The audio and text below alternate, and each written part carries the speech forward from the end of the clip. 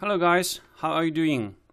Recently, I used a lot of chart drawing with JavaScript on my financial investment platform project.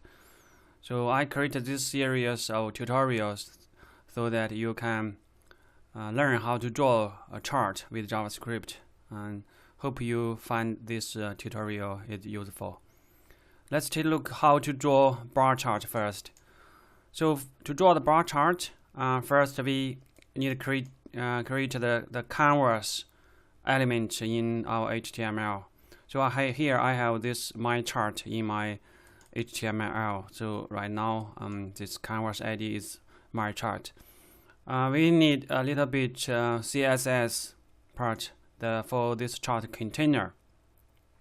So this one is mainly for responsive chart drawing. So for this chart container, I only set width and height. In my requirement, I need the height to be fixed, like 400 pixel. The width should be responsive according to the width of the device. And that's it for the CSS and the HTML. Let's take a look at the actual JavaScript code. So first, you need to get the context from this element. And then you need to create this chart instance with the chart constructor. You need to pass the type. If you want to draw the vertical bar, you pass bar. If you want to draw a horizontal bar, for example, you need use horizontal bar here. Then you will see this horizontal bar for you. And so we just use the vertical bar for this tutorial. And the labels is x-axis labels. So you want to put the labels as an array like this. And the data sets here, we prepare the number of votes for our value, so which is the data set. For each of them, we have the label, the same label here, number of votes, and data set in an array, which is integer here. So for each bar, we have the different background color, border width. When you move your mouse or cursor onto the bar, you will see the hover effect with the different color on background and the border, and also different width for the hover border. So that's all for the showing part. So let's take a look at the options. So first we need to draw a responsive chart, and we need to set a responsive flag equal true. If you don't set this one, make it as false, you will see the chart will draw like this. It's kind of weird. It's because it's just draw by the natural width and height based on the chartjs calculation. So you should always use responsive true for your drawing. And for this maintain aspect ratio, we have to set it as the false, because we need to fix the height for our drawing. So if you set this one equal true, it will go by like that. So it will maintain the ratio between your width and height. And let's take a look at the scales, the y-axis, the ticks we are using here. We set begin at 0, so you will see the starting value for the y-axis is 0. If we set this one equal false, it will show whatever you have the minimum value.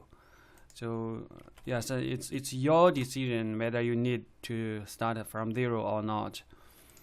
The stack, this flag is used for draw multiple bars on the same position. So you can see the bars will overlap to each other. So here for this example, I draw only one bar for one position, so you won't see that effect here. Let's take a look at the bar percentage. This one allow you to set the width of the bar, how how much you are going to occupy. So the percentage, the bar percentage, the value is from 0 to 1, and the other one is the category percentage.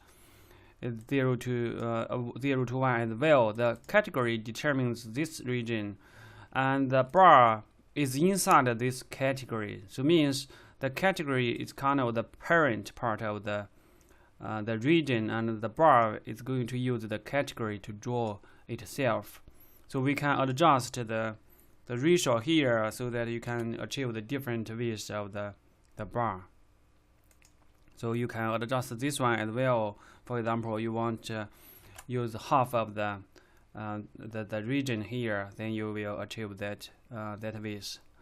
So we can make this one back, and the other one, if you want to set your bar thickness, you also can use the pixel like this, and you want to make it like 40, 10.